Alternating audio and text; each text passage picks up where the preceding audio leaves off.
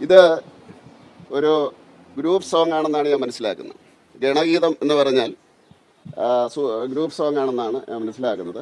ഇത് ഗീതമായിട്ട് കുട്ടികളുടെ ഗാനമായിട്ടൊരു സ്കൂളിൽ പഠിപ്പിക്കുന്നുണ്ടെങ്കിൽ ഇതിനെന്താണ് കുഴപ്പം? ജോർജ് കുര്യൻ തെറ്റുകൾ ആദ്യം തിരുത്തിയിട്ട് സ്വാതന്ത്ര്യ സമരത്തെ ഒറ്റുകൊടുത്തത് തെറ്റായിപ്പോയി, ആ ചരിത്രം ഞങ്ങൾക്ക് നാണക്കേടുണ്ടാക്കുന്നു എന്ന് പറഞ്ഞാൽ ജോർജ് കുര്യൻ്റെ ഏതെങ്കിലും ഭാഗത്തെ നമുക്ക് നോക്കാം. ജോർജ് കുര്യൻ പറയുന്നത് ഇതിൻ്റെ ആശയത്തിൽ എവിടെയും RSSനെ കുറിച്ചില്ല, ഇതൊരു ദേശഭക്തി ഗാനമല്ലേ, ആ രീതിയിലാണ് വിശദീകരണം. ഈ ഗണഗീതം എന്ന് പറഞ്ഞാൽ RSSൻ്റെ ശാഖയിൽ പാടുന്ന ഗാനമാണ് എന്ന കാര്യത്തിൽ ആർക്കും ഒരു തർക്കവുമില്ലല്ലോ. ഞാനതാ പറഞ്ഞത്, ദേശഭക്തി ഗാനത്തെക്കുറിച്ച് പറയാൻ ഇവർക്കെന്താ യോഗ്യത? ദേശീയ ഗാനം വേണ്ട എന്ന് പറഞ്ഞു. ദേശീയ സ്വാതന്ത്ര്യ സമരത്തിൽ പങ്കെടുക്കുന്നത് തന്നെ യുവാക്കളെ, നിങ്ങൾ അതിനകത്ത് പോയി സമയം കളയണ്ട, ഊർജം കളയണ്ട.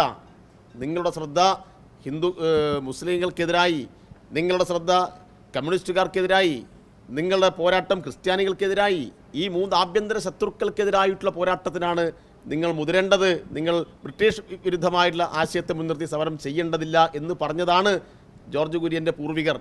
ആ പാരമ്പര്യത്തെയാണ് ജോർജ് കുര്യൻ ഇവിടെ പിൻപറ്റുന്നത്.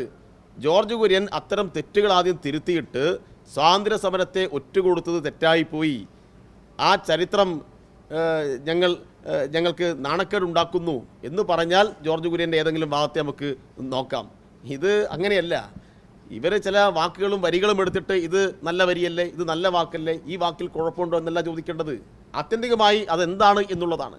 ആത്യന്തികമായി രാജ്യത്ത് വിദ്വേഷവും വെറുപ്പും ഉണ്ടാക്കാൻ രാഷ്ട്രപിതാവിനെ കൊന്നതിനെ ന്യായീകരിക്കുന്ന പ്രസ്ഥാനം, അപ്പം അത്തരം ആശയങ്ങൾ മാത്രമാണ് അവരുണ്ടാക്കിയിട്ടുള്ളത്. അത്തരം ആശയങ്ങൾ ഉൽപ്പാദിപ്പിക്കുന്ന കേന്ദ്രമായിട്ടുള്ള ശാഖയിൽ അവർ ഉപയോഗിക്കുന്ന ഈ ഗണഗീതത്തെ തൽക്കാലം ദേശഭക്തി ഗാനമായി അംഗീകരിച്ച് തരാൻ ഈ മതനിരപേക്ഷ ഇന്ത്യ തയ്യാറല്ല എന്നാണ് കുര്യനോടൊക്കെ ഓർമ്മപ്പെടുത്താനുള്ളത്.